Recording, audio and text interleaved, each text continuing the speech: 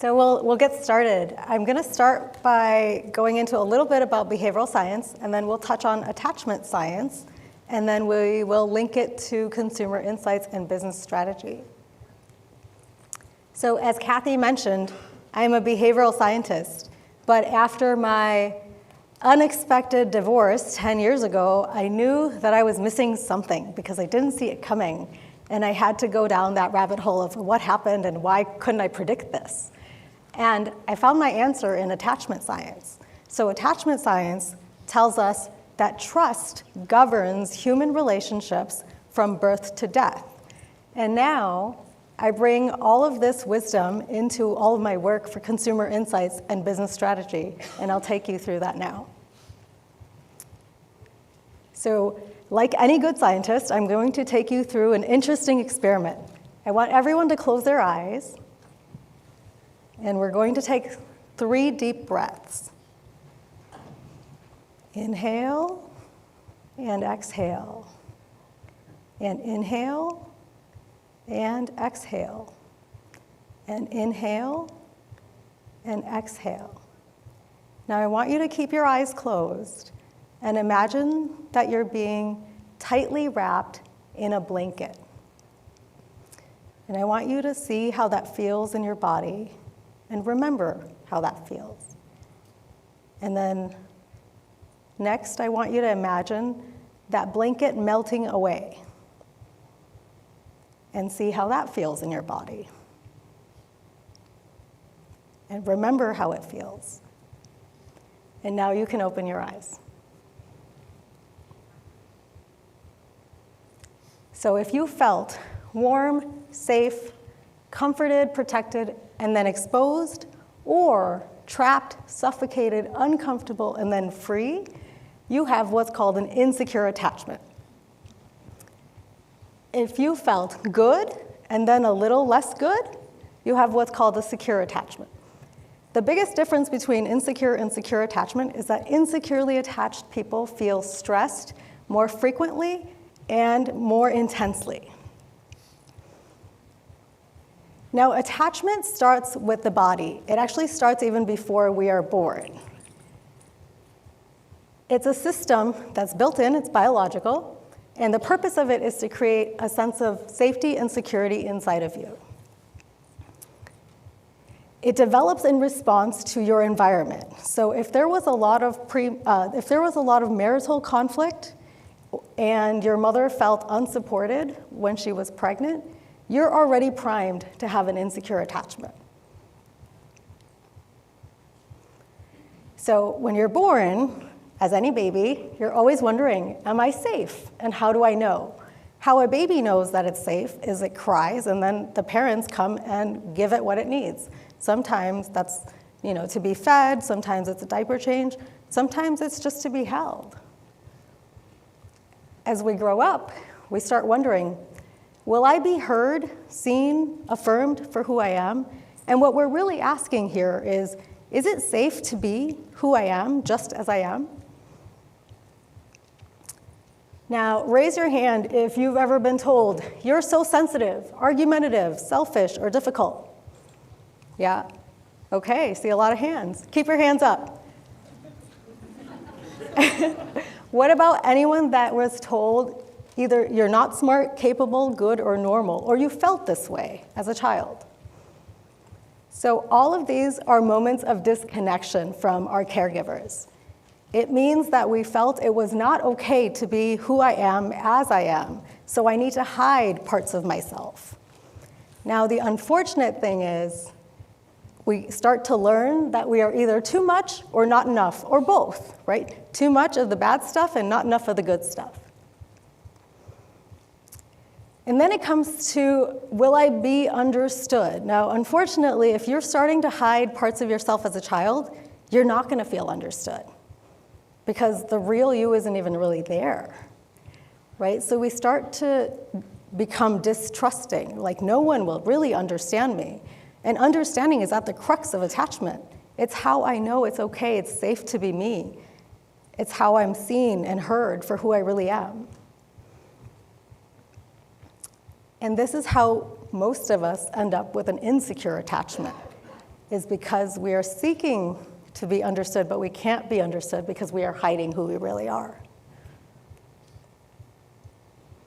So 70% of the world population is insecurely attached. That means that most of us are stressed, even when we don't look like it, but there is stress in our bodies. And so somewhere along the way, we get this notion that I just don't matter, or I don't matter enough. And that little child is still inside of us, even as we've become adults. And it's always there in the background. Now, how does this connect to research and insights, you might ask? Well, the purpose, in my opinion, of research and insights is to establish trust with our prospects and customers. We can only do that if we can communicate to them in a way that demonstrates, I hear you and I understand you. But in my experience, we first need to establish that trust with our sales and marketing folks in our own companies, internally, or you could look at it with your clients, right, and then their customers. So when we're conveying insights, if we remember that the person we're talking to has it in their minds, I don't matter. And if I did matter, you would know that I think that research is slow and expensive, and mostly what we already know. I mean, this is something I encountered in my career all the time, right? I'd be talking to someone I know I'm not really getting through. There's something going on here that I'm not really attuned to. And when I stopped and realized what was going on, it was like I haven't built trust with them. I haven't told them, I know what you're worried about. I know what you're on the hook for. So I developed my own way of sequencing insights to convey to them, you do matter and I do hear you, and we're on the same team. So I'll take you through that now. The first insight out of the three has to be something that counters an existing belief or bursts a sacred cow, and it's to grab their attention. It's to shake them up, to wake them up, right? Because otherwise they're going to just go along with their own story of, you don't really get me, you don't understand what I'm on the hook for, you don't understand what I'm trying to work towards. And so we need to show them that we do hear them, we do get it. And I'll give you a really good example of this. A little while ago, I was working at an internet service provider, and we provided internet through fiber. And the common narrative around the company was, well, fiber is so much better than cable, and so our direct competitors are cable, and all of our marketing messaging was all around how fiber is better than cable. In fact, we got a new CMO, and I got a request saying, I need you to put together a report that says, that was titled Cable Pain Points. And right around the same time, I had just finished doing a research study with Brand Trust, one of my favorite vendors here, and we found an interesting insight. So here was what we wrote on the first page of my presentation to the CMO. There are no cable pain points. There are only internet pain points. And that shook everyone to their core of like, oh my God, this is so different, this is so new, this is groundbreaking, tell me more. And so they had a reason to finally listen to the insights people, because we heard them, and we heard where they were struggling. What they also didn't know was that 40% of our consumers don't know what type of internet connection they have.